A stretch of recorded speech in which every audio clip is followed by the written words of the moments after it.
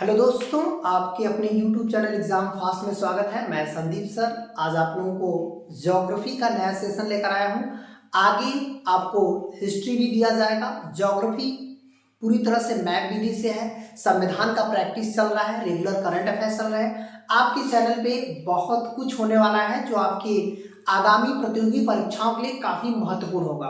तो चलिए हम लोग आते हैं, आज ज्योग्राफी को सेशन को देखते हैं, बहुत अच्छे से देखते हैं। और ऐसा प्रैक्टिस सेशन आप पूरे YouTube के इतिहास में नहीं देखा होगा। कमेंट्स करके जरूर बताइएगा कि कैसा लगा आपको क्लास। ठीक है, तो चलिए हम लोग आते हैं आज के जो है ज्योग्राफी प्रैक्टिस सेशन में। यहाँ पर पूर्वी तटीय मैदान एक अन्य नाम से जाना जाता है। मतलब हम पूर्वी तटीय मैदान को किस नाम से जानते हैं? कोंकण। तो याद रखना है कि जो कोंकण तट है ये हमारा पूर्वी तटीय मैदान नहीं है, बल्कि आप देखेंगे जो कोंकण तट है उसको यदि प्रॉपर देखा जाए तो याद रखिएगा कोंकण तट से कि यह जो है गुजरात का है और इसे हम लोग काठियावाड़ भी कह सकते हैं, काठियावाड़ मैदान। ठीक है, जो गुजरात ये जो है आपका काठियावाड़ ये गुजरात तट पे है। और जो कोंकण है वो देखिएगा कोंकण 3 राज्यों में आता है। 3 राज्य में कहाँ पे? यहाँ पर देखिए ये गुजरात वाला हो जाएगा। 3 राज्य में आता है, आपका महाराष्ट्र में आता है कोंकण, और फिर आपका गोवा में आता है गोवा, फिर आपका कर्नाटक में आता है और थोड़ा सा भाग केरल में आता है। लेकिन मुख्य रूप से 3 राज्यों में आपका क्या हो जाएगा? कोंकण तट है। तो यहाँ पर देखिए पूछ रहा है पूर्वी तटीय मैदान, तो यहाँ पर कोरोमंडल ये पूर्वी तटीय मैदान है। आपका सही आंसर यही हो जाएगा, पूर्वी तटीय मैदान कहेगा। और याद रखिएगा यहाँ से आपके परीक्षाओं में क्वेश्चन पूछे जा सकते हैं। तो मालाबार तट ये कहाँ पे है? मुख्य रूप से केरल में है। अब इसको हम लोग मैप पे देख लेते हैं कि आखिर ये सभी कहाँ पे हैं। और जो आपका कोरोमंडल है ये मुख्यतः 2 राज्यों में है, एक आपका तमिलनाडु हो जाएगा और दूसरा आपका आंध्र प्रदेश। मतलब 2 राज्यों में फैला हुआ है और ये काफी लंबा हमारी तटीय सीमा भी बनाता है। कोंकण जो कोरोमंडल है वो सबसे लंबे तटीय सीमा की बात करते हैं। अब हम लोग इसे मैप पे समझते हैं ये कहाँ पे है। ये देखिएगा मैप की बात करें तो यहाँ पर देखिएगा कि जो हमारा साउथ इंडिया है इसका मतलब है आप देखेंगे ये महाराष्ट्र से लेकर गोवा लेकर कर्नाटक तक, ये वाला भाग को हम लोग क्या बोलते हैं? कोंकण बोलते हैं, कोंकण तट। ठीक है, कोंकण तट हो जाता है। फिर यहाँ से देखिए केरला वाला जो भाग है ये यहाँ से लेकर कन्याकुमारी तक जो आता है, इसे इसके बीच में थोड़ा सा भाग को कन्नड़ तट बोला जाता है, कन्नड़ तट। और यहाँ पर देखिए केरला वाला जो भाग है इसको हम लोग क्या बोलते हैं? तो केरला वाले भाग को मालाबार तट बोला जाता है, मालाबार तट ये हो जाएगा। अब यहाँ से देखिए तमिलनाडु से लेकर के पूरा ये देखिए आंध्र प्रदेश वाला यहाँ तक का सबसे बड़ा तट यही है, ये हो जाएगा आपका कोरोमंडल तट, कोरोमंडल तट। तो यहाँ पर देखिएगा ये कोरोमंडल तट है जो 2 राज्यों में फैला हुआ है, एक तो आंध्र प्रदेश में फैला है, दूसरा तमिलनाडु में फैला है। अब इसके ऊपर हम लोग जाएंगे तो यहाँ पर हो जाएगा आंध्र तट। कोरोमंडल से ऊपर जाएंगे तो आंध्र तट हो जाएगा। आंध्र तट से जब ऊपर जाएंगे उड़ीसा वाला जो भाग है इसे हम लोग बोलते हैं उत्तरी सरकार तट। तो इस तरह से हमारा जो है ये पूरे भारत के सभी तट हो जाएंगे, जो कि मैप में आप समझ लेंगे तो आप शायद क्वेश्चन आपसे गलत नहीं होगा। ये देखिएगा भारत का सबसे बड़ा यदि पूछेगा कौन सा तट है तो कोरोमंडल तट है। भारत की समुद्री सीमा भी आंध्र प्रदेश की सबसे लंबी लगती है। दूसरा सबसे बड़ा जो तट है वो क्या हो जाएगा? कोंकण तट है जो 3 राज्यों में फैला है। तीसरे पर मालाबार है। ऐसे ही चौथे पर आपका उत्तरी सरकार है। तो अब देखिए 5वें पर आपका वो वाला भाग है। हालांकि जो हम लोग गुजरात का देखते हैं वो आपका गुजरात तट होता है। हालांकि गुजरात तट की लंबाई में सबसे लंबा है, लेकिन काठियावाड़ तट जो है वो दलदल वाले भागों में चला जाता है। इसकी वजह से तट के नाम से यदि देखा जाए तो सबसे लंबा आपका कोरोमंडल हो जाएगा। ठीक है, क्योंकि 2 राज्यों की बहुत बड़ी सीमाओं को कवर करता है। तो चलिए ये भी जाना जाता है, ये जाड़े में वर्षा करने के कारण भी जाना जाता है, जाड़े में वर्षा। यदि पूछेगा जाड़े में वर्षा कहाँ पे होती है तो यहीं पे होती है, मतलब नवंबर दिसंबर में जो वर्षा होती है ये यहीं पे होती है। और ध्यान रखिएगा ये वर्षा किस मानसून से होती है, तो उत्तरी पूर्वी मानसून से होती है। उत्तरी पूर्वी जो मानसून होता है इसे हम लोग लौटता हुआ मानसून भी बोलते हैं। लौटते हुए मानसून से कहाँ वर्षा होती है, लौटते हुए मानसून से वर्षा कहाँ होती है, तो ये कोरोमंडल तट पे होती है। क्लियर हो गया। चलिए और आगे बढ़ते हैं अगले क्वेश्चन की तरफ। अगला क्वेश्चन है भारत के दक्षिणी छोर का नाम क्या है। जो हमारा दक्षिणी छोर है उसका नाम क्या है, वो क्वेश्चन पूछना चाहता है। तो याद रखिएगा दक्षिणी छोर आपका कन्याकुमारी, कन्याकुमारी भूभाग की दृष्टि से है लेकिन पूर्णतः दक्षिणी छोर नहीं है। भूभाग की दृष्टि से दक्षिणी, भूभाग की दृष्टि से दक्षिणी यदि पूछेगा दक्षिणी छोर कौन सा है तो ये हो जाएगा। लेकिन यहाँ पर कैलिमिनियन पॉइंट है, निकोबार का द्वीप स्थित है, या कह सकते द्वीप स्थित इंदिरा पॉइंट है, या त्रिवेंद्रम स्थित जो है कोआलम है। तो यहाँ पर जो निकोबार में स्थित है ये जो इंदिरा पॉइंट है यही आपका सही आंसर हो जाएगा। अच्छा ये द्वीप वाले भाग में स्थित है। थोड़ा सा इसको मैप पे देख लेते हैं। यहाँ पर देखिए जो हमारा भारत है आप देखेंगे यहाँ पर जब नीचे जाएंगे तो कन्याकुमारी, उससे भी नीचे अब जाएंगे तो जो निकोबार स्थित जो है यहाँ पर क्या है, यहाँ पर हो जाएगा आपका Indira point. Indira point great Nicobar में है जो कि सबसे दक्षिणी भाग भारत का यही है। भारत का सबसे दक्षिणी क्षेत्र हो जाएगा। क्लियर हो गया। तो ये हमारा जो है सबसे दक्षिणी क्षेत्र हो जाएगा। तो यहां तक आप मैप में क्लियर रखिएगा ताकि कोई भी परीक्षा है तो कवर कर सकते हैं। चलिए और आगे बढ़ते हैं। क्षेत्रफल की दृष्टि से भारत संसार का सबसे बड़ा कौन सा स्थान लगता है, तो यहाँ पर हम लोग देखें तो दूसरा, चौथा, छठा या सातवां। तो यदि हम लोग क्षेत्रफल के यहाँ पर दृष्टि पूछ रहा है तो क्षेत्रफल की दृष्टि से सही आंसर सातवां हो जाएगा। और वही यदि जनसंख्या पूछता तो जनसंख्या हमारा 2023 में बढ़कर प्रथम नंबर पर चला गया है। इसका मतलब है जनसंख्या के दृष्टि से भारत प्रथम स्थान पे है और क्षेत्रफल की दृष्टि से भारत 7वें स्थान पे है। थोड़ी सी हम लोग विश्व में क्षेत्रफल में कौन कौन से देश हैं जो भारत से बड़े हैं, तो सबसे बड़ा हम लोग देखेंगे तो रूस हो जाएगा, फिर इसके बाद कनाडा हो जाएगा, कनाडा के बाद आपका अमेरिका चीन हो जाएगा, चीन के बाद अमेरिका हो जाएगा, अमेरिका के बाद ब्राजील हो जाएगा, ब्राजील के बाद आपका कह सकते हैं ऑस्ट्रेलिया हो जाएगा, ऑस्ट्रेलिया, और ऑस्ट्रेलिया के बाद जो है आपका भारत हो जाएगा। तो अब यहाँ पर हम लोग पहले पर रूस है, सेकेंड पे कनाडा, थर्ड पे चीन, फोर्थ पे अमेरिका, फिफ्थ पे ब्राजील, सिक्स पे ऑस्ट्रेलिया और सातवें पर भारत हो जाएगा। तो इस तरह से हम लोग जो है किस नंबर पे, 7वें नंबर पे। थोड़ा सा मैप में देख लेते हैं। यहाँ पर देखिएगा ये कनाडा है जो पहले नंबर पे है, ये दूसरे नंबर पे है कनाडा। रूस देखिए ये है जो पहले नंबर पे है, तीसरे नंबर पे आपका चाइना है यहाँ पे है, और चौथे नंबर पे अमेरिका है जो कि यहाँ पे है, पांचवें नंबर पर देखिए ब्राजील है यहाँ पे है, छठे नंबर पे ऑस्ट्रेलिया है यहाँ पे है, और सातवें नंबर पे भारत है जो यहाँ पे है। इसका मतलब जो वर्ल्ड मैप है उसमें हम लोग ये देखते हैं कि भारत का आखिर कौन सा स्थान है। तो भारत का कितना स्थान पे, 7वें पे। पहले पर रूस है, दूसरे पे कनाडा, तीसरे पर चाइना और चौथे पे अमेरिका, पांचवें पे ब्राजील, छठे पे ऑस्ट्रेलिया, सातवें पे भारत है। तो इस तरह से हम लोग मैप में क्लियर कर लिए ताकि आपके परीक्षाओं में आए तो आप मैपिंग विधि से पढ़ेंगे तो कोई समस्या नहीं आएगी। अपने कॉन्फिडेंस को आप और मजबूत कर सकते हैं, बस केवल मैप विधि से प्रैक्टिस करते जाइए। ठीक है, ये प्रैक्टिस सेशन रेगुलर मैं लेकर आऊंगा और रेगुलर आपको मैप पर ही बताऊंगा। ठीक है, तो चलिए लोग और आगे बढ़ते हैं अगले पॉइंट में।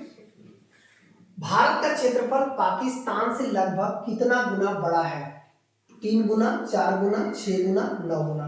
तो ये हो जाएगा आपका 4 गुना बड़ा है। ठीक है, 4 गुना बड़ा है। थोड़ा सा यहाँ पर देख लेते हैं।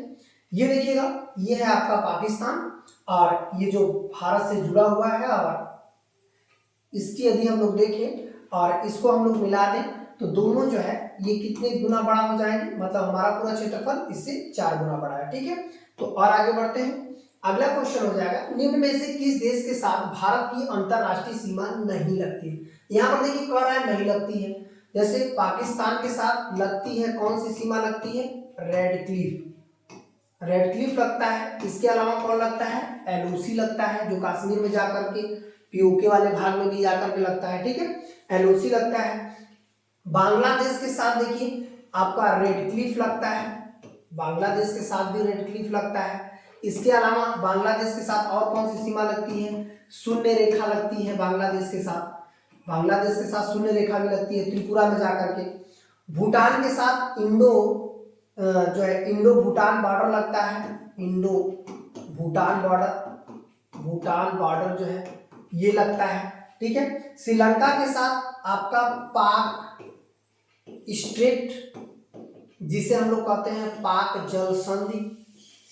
तो यहाँ पर देखिए क्वेश्चन क्या दिया है कि किसकी अंतरराष्ट्रीय सीमा जो है नहीं लगती, मतलब सीधे हम सीमा से नहीं लगते, तो इसका सही आंसर क्या हो जाएगा, श्रीलंका, क्योंकि ये पाक स्टेट एक जल संधि है, ये जल से लगता है, न कि स्थलीय सीमा है। और तीन जो जुड़ रहे हैं वो किससे जुड़ रहे हैं, स्थलीय सीमा से जुड़ रहे हैं। ये तीनों क्या है, स्थलीय सीमा है, स्थलीय सीमा।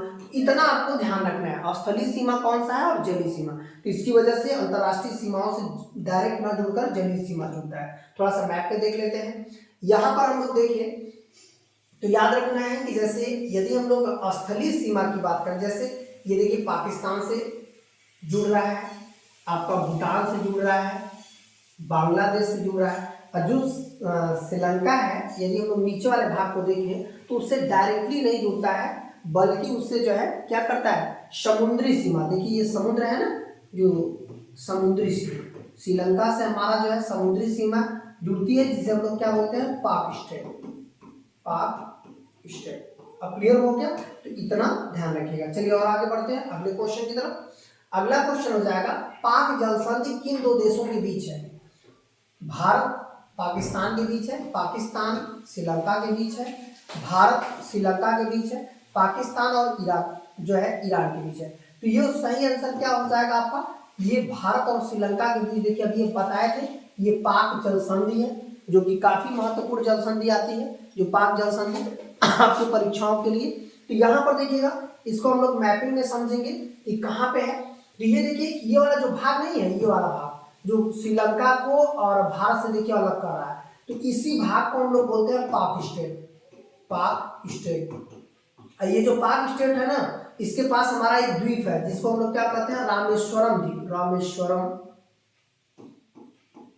द्वीप, रामेश्वरम द्वीप जो है इसी के पास है। इसका मतलब है कि भारत में एक ऐसे छोटा छोटा छोटा करके जो जुड़ा भी है, जिसे हम लोग क्या कहते हैं, पम्बन, पम्बन द्वीप, पम्बन द्वीप इसी बोलते हैं, जो छोटे छोटे द्वीपों से जुड़ा है। और इसी को हम लोग कहते हैं आदम ब्रिज, आदम ब्रिज। तो याद रखिए कभी कभी देता है आदम ब्रिज किस देश को जोड़ता है, भारत से, तो भारत और श्रीलंका के बीच जो ब्रिज बना है उसे आदम ब्रिज कहते हैं। ये पाक स्टेट जो पाक जल संधि है उससे भी अलग होता है, और छोटे छोटे पम्बन द्वीप से भी जो है क्या करता है, अलग करता है। तो अब ये क्लियर हो गया। यहाँ पर देखिए ये हो जाएगा, ये आपका जो कौन सा भाग है, तमिलनाडु वाले भाग से जो है अलग होता है। क्लियर हो गया। भारत के मैपिंग से आप यदि देखेंगे तो पूरा समझ में आ जाएगा, प्रैक्टिस भी होगी और समझ में भी आ जाएगा, ठीक है। तो चलिए और आगे बढ़ते हैं अगले क्वेश्चन की तरफ। अगला क्वेश्चन है, भारत अपनी अंतरराष्ट्रीय सीमा सबसे कम किस देश को साझा करता है, मतलब अपनी अंतरराष्ट्रीय सीमा भारत किस देश को सबसे कम साझा करता है। तो सबसे पहले हमको ये समझना है कि जैसे पाकिस्तान को, चीन को, नेपाल को या अफगानिस्तान को, तो सबसे कम भैया देखिए अफगानिस्तान को, और 106 किलोमीटर। और सबसे अधिक किसको करता है, बांग्लादेश को। बांग्लादेश को कितना करता है, ये 4096, मतलब 4096 किलोमीटर तक बांग्लादेश को सबसे लंबी सीमा भारत की। भाई चारों तरफ से बांग्लादेश में हमारे ही राज्य की सीमा है, तो हमारे देश का राज्य की सीमा बांग्लादेश के चारों तरफ से घेर रही है। तो इसका मतलब है कि बांग्लादेश जो है वो भारत को सबसे लंबी अंतर्राष्ट्रीय सीमा बनाता है, ठीक है। और सबसे छोटा आपका क्या हो जाएगा, अफगानिस्तान। थोड़ा सा इसको मैप पे देख लेते हैं। मैप पे यदि देखा जाए तो याद रखिएगा सबसे कम सीमा यहाँ पर देखिए, जो ये देख रहे हैं अफगानिस्तान, अफगानिस्तान वाला भाग देखिए यहाँ पर छोटा सा सटा हुआ है, ये देखिए ये आ गया, ये अफगानिस्तान हो गया। उसके ऊपर ताजिकिस्तान हो जाएगा। तो अफगानिस्तान की सीमा मात्र 106 किलोमीटर, और वो भी किससे जुड़ी है, किसी भारत के राज्य से नहीं। ये देख रहा है लद्दाख है, ये देखिए लद्दाख वाला, इसका मतलब 106 किलोमीटर किस राज्य से जुड़ती है, लद्दाख से जुड़ती है, जो कि सबसे जो है छोटी सीमा है। और वहीं यदि हम लोग यहाँ देखें बांग्लादेश से, तो यहाँ पर क्या हो जाएगा, ये 96, तो ये किलोमीटर हो जाएगा, ये आपका बांग्लादेश से हो जाएगा, जो कि सबसे लंबी हो जाएगा। ठीक है, सबसे लंबी सीमा जो है बांग्लादेश को भारत की स्पर्श करती है। मैप भी पूरा समझ में आएगा, कोई टेंशन नहीं है, बस केवल आपको वीडियो को अंत तक देखते रहना है, क्योंकि सफलता हमें किसी भी कीमत पे चाहिए। हम बच्चों को भी पढ़ाना चाहते हैं जो मुझसे काफ़ी दूर हैं, उन बच्चों को भी पढ़ाना चाहते हैं जो आर्थिक रूप से कमज़ोर हैं, ऐसे बच्चों को जो अपने माँ बाप का सपना पूरा करना चाहते हैं लेकिन वो आर्थिक दृष्टि से कमज़ोर हैं, उन्हें भी उतना ही अधिकार है इस देश में पढ़ने का जितना सभी बच्चों को। तो हमारा ये टारगेट है कि हम इससे भी बेहतरीन जो है आपको कंटेंट उपलब्ध कराएंगे, जो हमारा बस केवल एक प्रैक्टिस सेशन देखते ही चला जाएगा। तो एसएससी जीडी हो, सीजीएल हो, एमटीएस हो, पीसीएस, आरओ कोई भी परीक्षा हो आसानी से निकाल सकता है। मैं इससे बड़े बड़े परीक्षाओं का भी क्वेश्चन बनाऊंगा, यूपीएससी तक क्वेश्चन बनाऊंगा, पीसीएस तक, अभी वनडे के एग्जाम तक ही क्वेश्चन बना रहे हैं, जो कि आगामी आपके वनडे के एग्जाम में आप आराम से यहाँ से कवर कर सकते हो। तो चलिए हम लोग और आगे बढ़ते हैं, अगले क्वेश्चन की बात करते हैं। यहाँ पर कह रहा है कि कर्क रेखा निम्न में से किन राज्यों से होकर गुजरती है, गुजरात से, उत्तराखंड से, मतलब कह रहा है असम से, मिजोरम से। तो भाई देखिए यहाँ पर कह सकते हैं कि झारखंड है, कि गुजरात है, असम है, मिजोरम। तो असम तो भाई नहीं है, तो यहाँ पर हम लोग क्या करेंगे, इसका आंसर देख लेंगे, 1, 2 और 4, यही होगा ना, 1, 2 और 4, 3 निकाल देते हैं बाहर।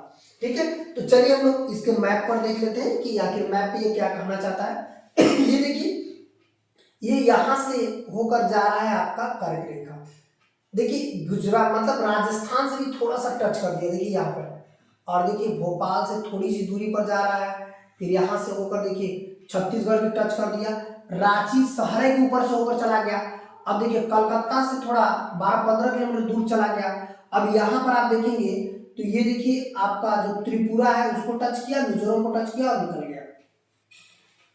बात आती है कि अब इसमें कौन कौन से राज्य हैं, आपका मध्य प्रदेश है, आपका गुजरात है, ठीक है, यहाँ पर आरजी आपका राजस्थान हो जाएगा। सबसे छोटा किसमें है, राजस्थान में। सबसे छोटा कर्क रेखा जो है किस राज्य से होकर जाता है, तो राजस्थान से होकर सबसे छोटा है।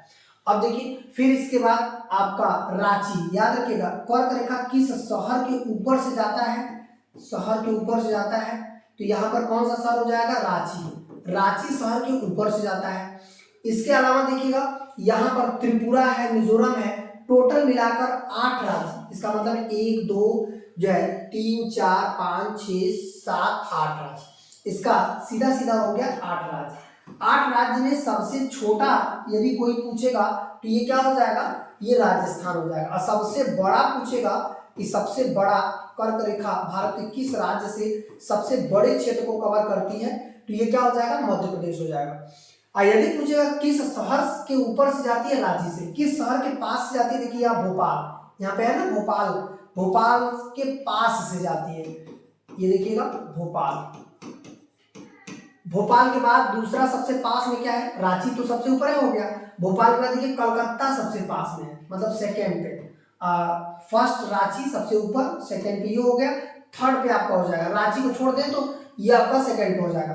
तीसरा देखिए यहाँ पर आप देखेंगे तो अब यहाँ पर थोड़ा सा अगरतला के पास है और थोड़ा आइजोल के पास है, लेकिन आपको भोपाल, कलकत्ता और रांची 3 तो शहर आपको सबसे पास में मिल जाएंगे। अब ये क्लियर हो गया, जो आपके मैप में आप देख सकते हो। और यहीं से जो है होकर जाती है कर्क रेखा, टोटल 8 राज्यों से भारत से होकर जा रही है। सबसे बड़े में आपको मध्य प्रदेश है, सबसे छोटे में आपका राजस्थान है। रांची शहर से होकर जाती है, और यहाँ पर यदि पूर्वी भारत में देखें तो आपका त्रिपुरा और मिजोरम, देख रहे हैं त्रिपुरा और मिजोरम 2-3 राज्यों से होकर जा रही है। तो चलिए हम लोग अगली क्लास में देखते हैं, अगले क्वेश्चन की बात करते हैं। अगला क्वेश्चन हो जाएगा, भारत की सीमा कितने देशों से लगती है। ये देखिएगा भारत की सीमा 4 देश, 5 देश, 7 देश, 9 देश, तो इसका सही आंसर क्या हो जाएगा, 7 देशों से लगती है, प्लस 2 जो है जल वाले सीमा को भी स्पर्श करती है। यदि जल सीमा को मिला दिया जाए तो भारत की सीमा सीधे सीधे 9 को, लेकिन यहाँ पर स्थल की बात कर रहा है तो 7। चलिए देखते हैं कौन कौन सा है स्थल में। तो यहाँ पर आपका देखा जाए तो सबसे बड़ी सीमा देखिए यहाँ पर है बांग्लादेश 1, यहाँ पूर्वी भारत से काउंट करते जा रहा है, म्यांमार 2, भूटान 3, चीन 4, नेपाल 5, और ये देखिएगा नेपाल 5 हो गया। अब इसके बाद हम लोग आते हैं इधर देखिएगा आपका ये अफगानिस्तान 6, पाकिस्तान 7, टोटल 7 देशों की जो है सीमाओं, अंतर्राष्ट्रीय सीमाओं को ये स्पर्श करती है, जिनमें सबसे बड़ा सीमा किस देश के साथ करती है, बांग्लादेश के साथ, और सबसे छोटा सीमा किसके साथ करती है, तो अफगानिस्तान के साथ। ये देखिए 7 देश यहाँ पे हैं, आप देख लीजिएगा, इधर म्यांमार है, इधर भूटान है, इधर चाइना है, इधर पूरा नेपाल है, इधर आपका अफगानिस्तान है, इधर पाकिस्तान है। ठीक है, तो इस तरह से हम लोग पूरे भारत के मैप को अच्छे से समझ लेंगे कि भारत की सीमा जो है कितने देशों से को अलग करती है, 7 देशों को स्पर्श करके अलग करती है। ठीक है, तो ये हो जाएगा। चलिए आगे बढ़ते हैं अगले क्वेश्चन की तरफ। अगला क्वेश्चन है, भारत ने पृथ्वी के धरातल का कितना प्रतिशत भाग घेरा है। तो भारत में यदि देखा जाए 3.4, 4.4, 5.4, 2.4, तो पृथ्वी के धरातल का कितना है 2.4। लेकिन याद रखिएगा जनसंख्या कहेगा तो जनसंख्या ज्यादा घेरा है, जनसंख्या यहाँ पर 17.5% के आसपास है, अब तो और बढ़ गई है, लेकिन 2011 की रिपोर्ट के अनुसार, और 2.4% यहाँ पर भूमि है। पूरे विश्व के भूमि का 2.4% भूमि भारत की है। ठीक है, चलिए और आगे बढ़ते हैं। यहाँ पर देख भी सकते हैं कि ये पूरा वर्ल्ड है जो कि पूरे विश्व की भूमि का भाग है, और पूरे विश्व में 100% भूमि में भारत का जो क्षेत्रफल आता है केवल 2.4% ही जो है आता है। ठीक है, तो चलिए और आगे बढ़ते हैं अगले क्वेश्चन की तरफ। अगला क्वेश्चन जो है आपका आज का सेशन इतना ही है, और जो कि काफी महत्वपूर्ण सेशन रहा है। इस तरह से अंत तक बने रहने के लिए बहुत बहुत धन्यवाद। वीडियो पसंद आती है तो लाइक, सब्सक्राइब, शेयर करना नहीं भूलना है, कमेंट जरूर करिएगा, और भी बेहतरीन हम देंगे ताकि आपकी परीक्षाएं आसानी से निकाली जा सके। ठीक है, धन्यवाद।